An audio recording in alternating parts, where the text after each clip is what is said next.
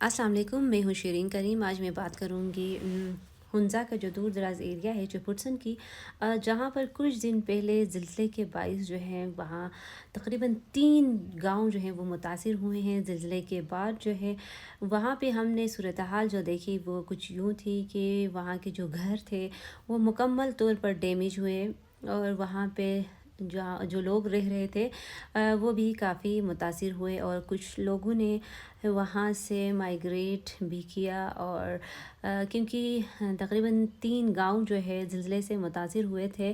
ज़िलज़ले के बाइस जो है पूरी जो एरिया था वो लरज़ रहा था, उनके घर जो हैं तबाह हुए, मवेशी खाने थे वो जो हैं वो तबाह हुए हैं। और उसके बाद जो है वहाँ के जो लोग थे, वहाँ के मकीन हैं, वो जो है अपनी जो ज़िंदगी थी वो टेंट में गुजारने पर मजबूर थे। और कुछ दिन पहले हमने देखा, क्योंकि गिलगित बल्तिस्तान में इस वक्त शदीद सर्दी है, और शदीद सर्दी के साथ साथ जो बालाई इलाकों में बर्फ़बारी भी हो रही है। तो इस सूरत हाल में जहाँ पे ज़िलज़ले के बाइस वहाँ के जो मकीन थे वो मुतासिर हुए, और साथ में तकरीबन 2 दिनों से वहाँ पे बर्फ़बारी का जो है सिलसिला शुरू हुआ। और वहाँ के जो ज़िलज़ला मुतासरीन थे वो अपनी जो ज़िंदगी है वो इस सख़्त सर्दी में तकरीबन -22 से 30 टेम्परेचर है, और वो माइनस इस टेम्परेचर में अपनी जो ज़िंदगी थी वो टेंट में ज़िंदगी गुजारने पर मजबूर थे। और वहाँ पे एक टेंट को आग भी लग गया। और साथ साथ मैं आपको बताती चलूँ कि लोकल गवर्नमेंट की जानिब से वहाँ पे एक लेटर एक नोटिफिकेशन भी हुआ, इलाके को आफत ज़दा करार भी दिया गया। इलाके को आफत ज़दा करार देना ही सिर्फ़ मेरे ख़्याल से कारनामा नहीं, हुकूमत को चाहिए था कि प्रॉपर वहाँ पे जाए और लोगों की मदद करे, और लोगों के लिए रिलीफ लेकर जाएं। लेकिन हमने देखा कि हुकूमत का जो रवैया था वो गैर संजीदा रहा।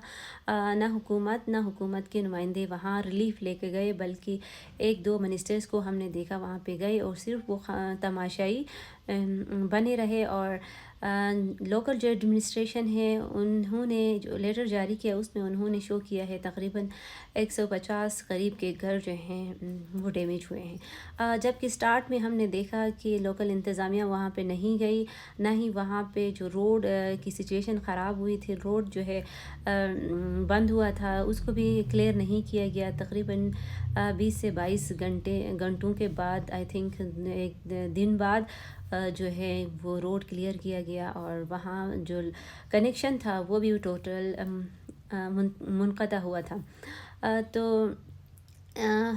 हुकूमतुल वक्त को चाहिए था कि वो किसी भी आफत के वक्त वहाँ पे जाए और मुतासरीन की मदद करे, उनके लिए रिलीफ लेकर जाएं। सबसे पहले हमने देखा कि केडीएन के इदारे गए, हेलीकॉप्टर गई, और वहाँ पे केडीएन के इदारों ने जो वहाँ पे ज़ख्मी हुए थे ज़िलज़ले के बाइस उनकी मदद की, उन्हें हॉस्पिटल गिलगित शिफ्ट किया गया हेलीकॉप्टर के ज़रिए से, और जो मुतासरीन थे उनके लिए ख़ैमा बस्तियों का इंतज़ाम किया गया और उनके लिए कुछ रिलीफ़ लेके गए।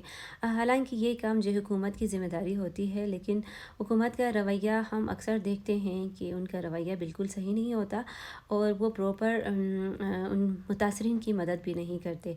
और इसके साथ साथ मैं आपको बताती चलूँ कि इस हवाले से मैंने जब बात की GBDMA के जो है ऑफ़िसर्स थे, तो उन्होंने उनकी जानिब से हमें किसी किस्म का जो है प्रॉपर इंफॉर्मेशन भी नहीं मिली कि कितने घर हाउस होल्ड जो है इस वक्त तबाह हुए हैं। तो ये इंफॉर्मेशन भी हमें सिर्फ एकेडियन के दारों से मिली है। आका से मैंने जब बात की तो उन्होंने बताया कि तकरीबन 250 के करीब जो हैं घर मुतासिर हुए हैं, जिसमें कुछ पार्शली भी हैं, कुछ टोटली डैमेज हुए हैं, और कुछ जो है वो मवेशी खाने भी थे, क्योंकि वहाँ के लोग जो हैं वो उनका उनका जो गुज़र बसर है माल मवेशियों के साथ ही होता है, और वो अपनी जो ज़िंदगी है वो बहुत सादा गुजारते हैं। और वहाँ के जो घर हैं वो भी कोई RCC या पक्के घर नहीं होते, बल्कि वहाँ के घर जो हैं वो भी कच्चे होते हैं। और जिसके बाइस जो है वहाँ पे ज़िलज़ले के जब ज़िलज़ला आया तो ज़िलज़ले से बहुत ज़्यादा जो है एरिया मुतासिर हुआ। 3 जो गांव हैं वो زلزلے سے متاثر ہوئے اور وہاں کے جو لوگ ہیں وہ بہت زیادہ متاثر ہو کر اپنی جو زندگی تھی وہ ٹینٹ میں گزارنے پر مجبور ہیں۔ تو یہاں پہ میں کہوں گی کہ حکومت کو چاہیے کہ خدا را آپ لوگ ہوش کے ناخن لیں اور صرف 200 یا 300 کے قریب فیملیز ہیں، ان کو ریسکیو نہیں کر سکتے، ان کے لیے پراپر انتظامات نہیں کر سکتے، پراپر ٹینٹس کا انتظام نہیں کیا گیا، اور ابھی بھی حکومت جو ہے خاموش تماشائی بن رہی ہے۔ تو خدا را میری حکومت سے اپیل ہے کہ وہ صرف اپنے ایک ایریا کو نہیں سنبھال سکتے، کل کو خدا نخواستہ ہمارے جی بھی جو ہے وہ موسمیاتی تبدیلی کی زد میں ہے، اور موسمیاتی تبدیلی کے باعث اگر ہمارا پورا ایریا متاثر ہوتا ہے تو پھر یہ لوگ کیا کریں گے؟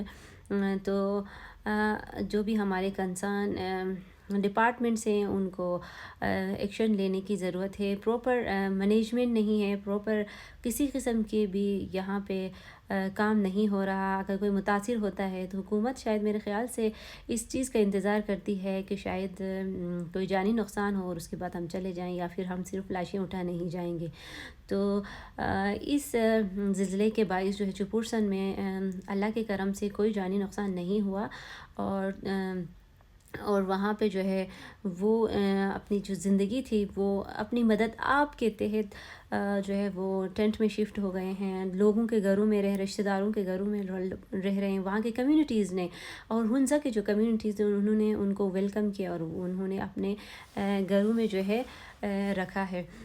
تو حکومت کی بھی ذمہ داری ہوتی ہے کہ وہ کسی بھی آفت، قدرتی آفت کی صورت میں ان کو شیلٹر مہیا کریں، ان کے لیے